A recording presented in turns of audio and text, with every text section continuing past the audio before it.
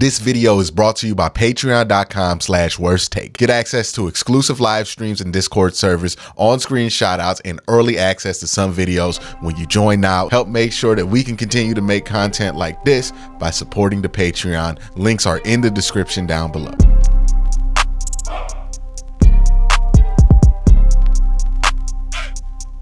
Hey, what's up? It's time for me to listen to your hot takes.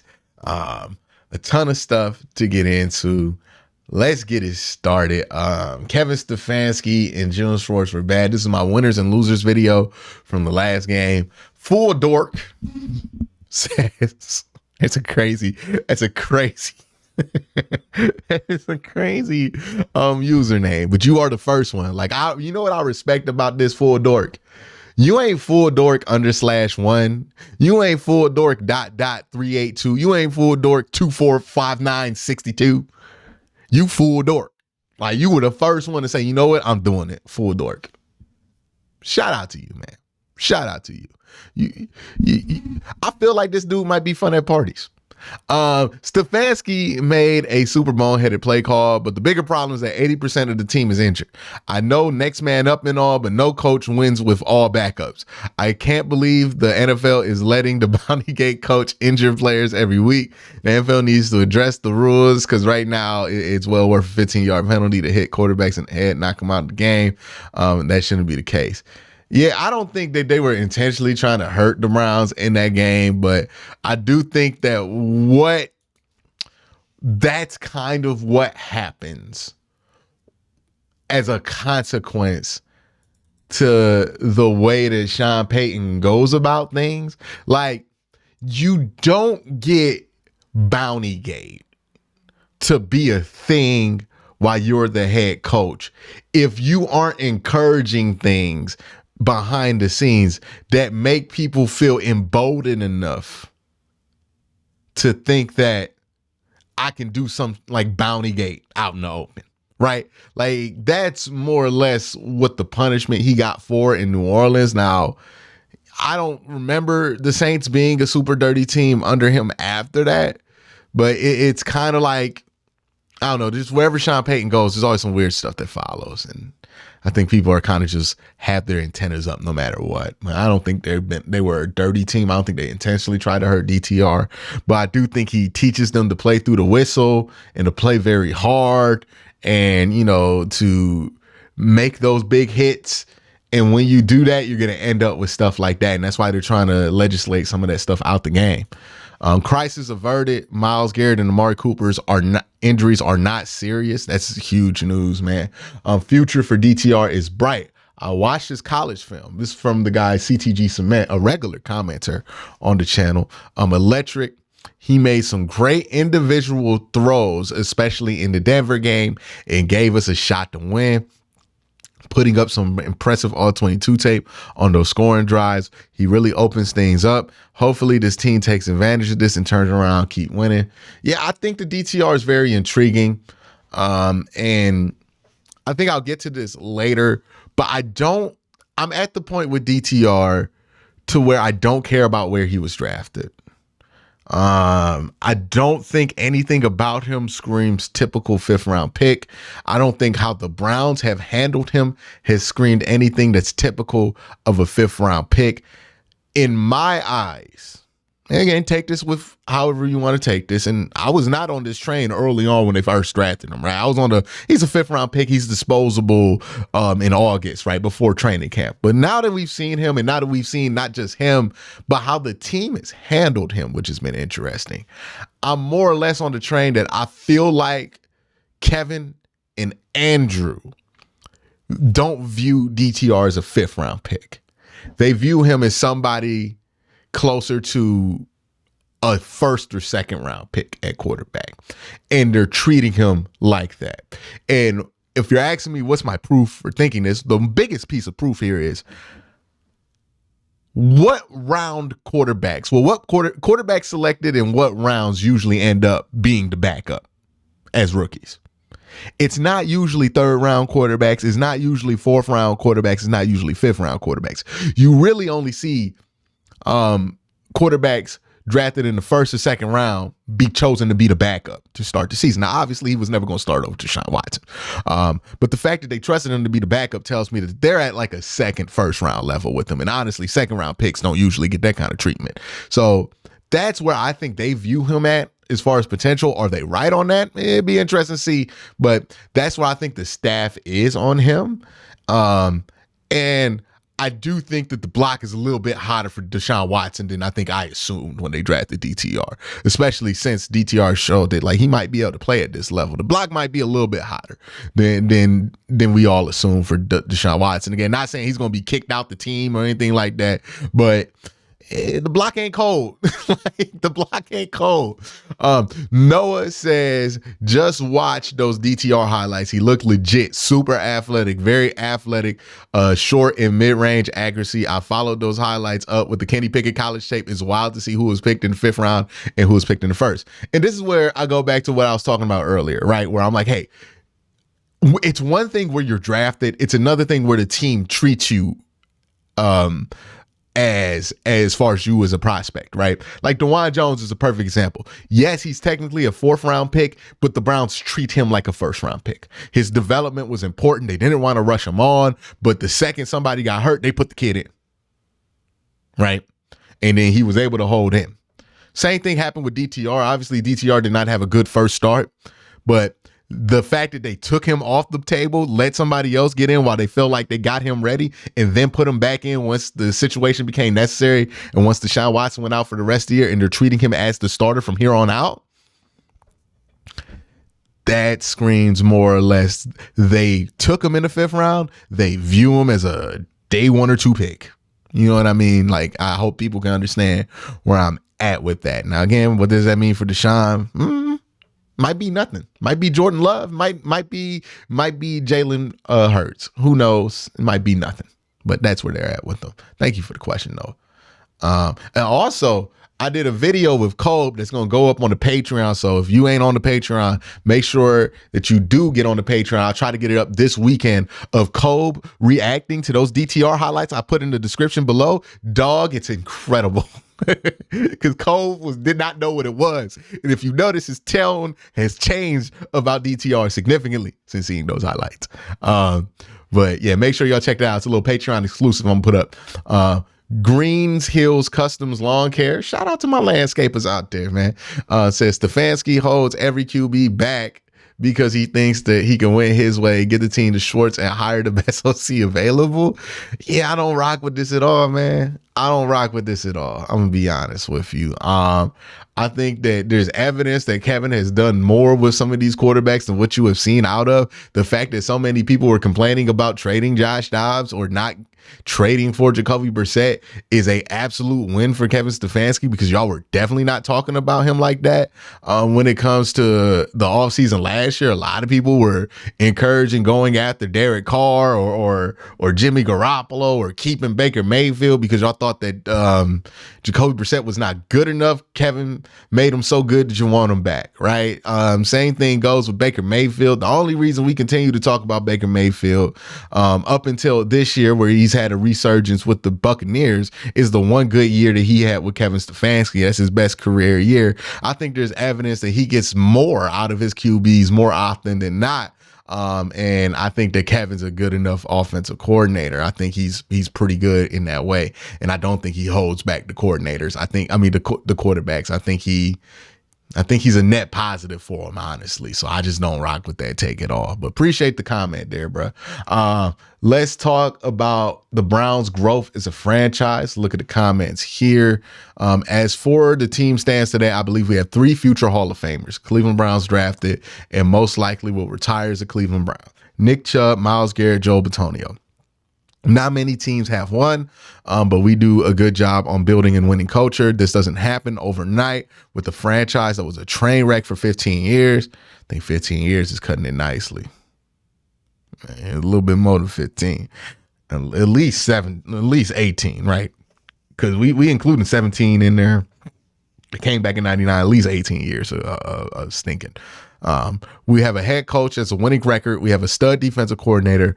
We have the best offensive line coach in the NFL. We have a young GM that has been able to pull some rabbits out the hat.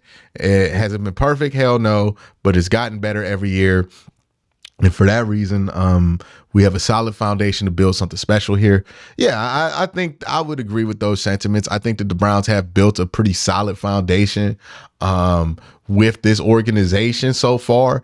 My only issue is that it's so fragile right now because you just haven't had that one kind of win that will keep you through any kind of trying times, right? Like, I feel like most franchises need a Super Bowl win or a Super Bowl appearance or a conference. Like, if you get to the second or third round with a backup quarterback this year and all the injuries the Browns have, I think that might be good enough to buy you like another 5 years. And then once you get that, it becomes so much easier to have sustained success, because that means you can survive a couple of bad years and still stay on track. And I think, you're going to need that, right? But if you don't get that kind of year this year or next, then it's going to be tough. But Josh Dobbs arguments are dumb. This video is me talking about why are people still arguing about the Josh Dobbs trade. Stomping Peaks theory on this, or the fans are the way they are because the Browns organization made them this way. A large portion of the fan base views Cleveland as their escape to trash talk and be negative. This team was so bad for so long. It became a good mental release for the bad going on in people's lives. Kind of like deflection. You've seen this in hardcore fans for any team. It's been bad for any decade. Yeah, I would agree that some of that is going on there, Stomping Peak. My only caveat to that is, bad habits have the best excuses. Just because you got a good excuse for something don't mean it should continue to go on, right? And bad habits always have great excuses. Doesn't mean it should exist. Will C says the reality of the situation is that it didn't matter what you think because the fans have absolutely no power in making decisions for the team. It is what it is. Arguing about it ain't going to change a thing. No, I don't agree with that. It's something I would have said like a year or two ago, but the longer I've been doing this, the more I'm like, no, what people feel like and what people shout online and shout on call-in shows and what people who have platforms say, that does matter because the people who make these decisions do listen to this stuff. Now, they might not be listening to me specifically, but they listen to Browns talk. Like, if you think about it like this, if you owned a football team, you would listen to people talking about that football team. That would be the very least of what you need to do. Like, if you owned a clothing store, you got to look at the reviews, right? You got to figure out what's wrong and what's not wrong and what people think are wrong. So people are going to be engaged on this who make these decisions, and how engaged you should be. Now, that's a little bit of a debate, but they pay attention to the temperature in the fan base and what's going on here. And if we're too hot about a coach and want that coach fired when that coach doesn't need to be fired, the fan anger about a coach can definitely play in to somebody's decision because it's going to make it seem like that's a good decision at the time when it might not be. So no, I think we matter more than we think. Now, we're not the deciding factor. We're not winning games on Sunday. Like, we're not in the building. We're not getting a Super Bowl ring if the team does it. But how people react to the team, I think does have a tangible effect on the team. And it does affect, and I go back to this all the time. Football is a job at the end of the day, whether you want to see it that way or not. It's a job. It's something that people clock in to do, to get paid, and they might love it, they might not. But if the fan base is miserable, that's going to trickle down to the players. The players are going to be miserable, and then you got a bunch of people who don't want to come to work. I think you can experience this in different aspects, right?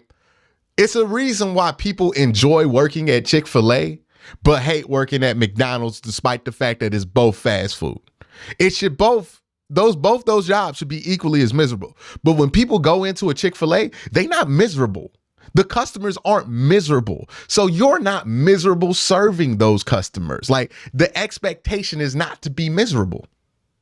But when you work at a McDonald's, Everybody miserable. The people working there miserable. The people going to McDonald's are miserable. They got to wrangle their kids. Ain't nobody being nice to each other. It's because everybody's miserable. It's a miserable place to work. It's a miserable place to get food. It's just miserable. It'd be funny if I ever get a McDonald's sponsorship, but it's miserable, right? That's why nobody wants to work there. Nobody cares about it. But all of a sudden you go to Chick-fil-A, it's the same job, essentially. It's just much less miserable to work there. Same thing can be had. I don't know. Starbucks can be a little iffy, but I think people who work at Starbucks, like you see a lot more people working at Starbucks for a long time or any of those spots where people just don't come in ready to be miserable. But like, it's a reason why Popeyes got turned out like crazy. And don't nobody expect no joy at Popeyes until they open the box, right? Like, roundabout way of saying, the environment you do create for these people to go to work in as a fan does matter. Because if the environment is miserable, if the fan base is miserable, overwhelmingly miserable, then the people on the team are eventually going to be miserable. I do believe that. And you can look at this from any aspect of work. You could do the same job somewhere else, but if the expectation from the people who you interact with in that job are to be miserable, it's not going to be a fun place to work. Versus if people actually like doing their job and you at that job, it could be the same damn job. You like doing it. Right? Like, it's people who love working at UPS, can't stand working at Amazon. It's a similar job, just UPS workers are paid more. They're not as miserable. Amazon workers are. Like, it comes down to that. So I do think that matters.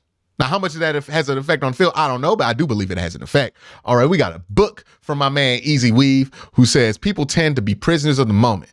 What they're not considering is that this Josh Dobbs situation is that we would not have gotten the benefit of the Josh Dobbs that we are seeing right now, because the Josh Dobbs that we are seeing right now is after he had the most starting experience he's ever had in his entire career. So realistically, he's probably played the best football as a career over the last month or so, after getting those starts with Arizona, during which time they won exactly one game.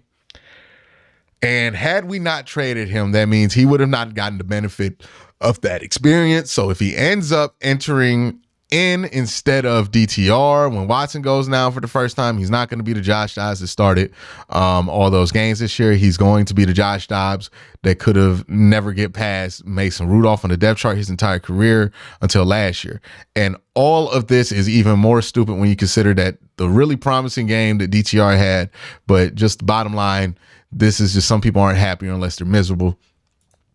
Yeah, the one thing, also another issue I have with the Josh Dobbs takes is that, to me, it's a lot of assuming things for a player who's not been that good, even when he's been touted as good, and never been that good.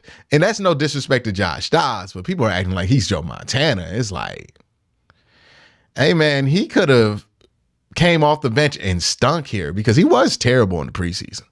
Cleveland BCI says, not about Dobbs, in my opinion. It's paying $230 million for a QB and nothing to back him up, as your friend Garrett Bush say, is like buying a Ferrari and not bothering with the insurance. Yeah, I don't really rock with that take, to be honest with you. You pay a quarterback $230 million. He's the insurance. Like, nobody who's paid that much is going to have a great backup, especially like a signed backup. Most of them have guys on their rookie deals, because if you pay a quarterback $230 million, there's not room for money for a backup. You need that guy to play, right? Like, that's what it is. And it's not a mistake that if you look at the most highly paid quarterbacks, you'll see guys on rookie deals backing them up, right? Joe Burrow, who backs him up? Jake Browning, rookie deal, or basically a rookie deal, bottom of the league deal. You look at Lamar Jackson, who's backing him up? Tyler Huntley, rookie deal, right? Like, that's why the backup is who it is. And they traded Dobbs because they felt like DTR was the better option. I think for DTR, DTR is a very high quality backup. So I don't buy this whole business that you're supposed to have a good backup. Who has a good backup? Like, if you get decent play out your backup, you're excited. Like, people are pointing at Gardner Minshew. Gardner Minshew isn't even that good right now. Like, there's no such thing as a great backup option. It's hypothetical. It's bullshit. And it's just an incredible thing to be critical of somebody for. Like, we don't even know if our starter that we're paying $230 million is good. How are we supposed to pay somebody to be great as a backup? That's incredible to me. And again, we're doing this despite the fact that the team is 7-4. And that's the part, Cleveland, where I just completely disagree with the temperament of this comment, which is like, oh, well, you didn't have insurance for your quarterback, so the season went to hell. No, it didn't. You 7-4. What are you talking about? You're fine. The insurance you had, which was PJ Walker and DTR, ended up being just enough. So what are we really complaining about? Again, I would understand the complaining about the backups for Deshaun Watson more if the team wasn't 7-4, despite the fact that he's only played, 4 or 5 games? But you're 7-4 despite that fact. So what are we really complaining about? That's my point. We're just complaining to complain at this point. And you could bring up insurance all you want. Your insurance was fine. You're 7-4. Your insurance for your quarterback going out is not your backup also. Let me bring that point up. Your insurance for your quarterback going out is not just your backup. I think we're looking at this too narrowly. Your insurance for your quarterback going down is your defense, is your run game, and is your receiving staff. Right? Like, it is your receiving room. That's the insurance. That's going to be better insurance for your quarterback going down than any backup you can find. So I think we're just focusing on backup quarterback, but clearly the defense has been enough to bail out bad quarterback play or backup level quarterback play. Clearly the run game has been enough, and clearly the receivers have been enough to bail you out. That's the insurance, and that's the big picture that I feel like comments like this, and Cleveland's been a long-time supporter of the channel, so I'm not trying to attack him, but I think it's short-sighted to just look at it as the backup quarterback. That was the insurance that you didn't get. The insurance is the entire team, brother. And the entire team's good enough to go 7-4. That's the insurance. That's my thoughts on that whole thing. Let me know what you think in the comment section down below. Y'all have a great day. Have a better night. Peace.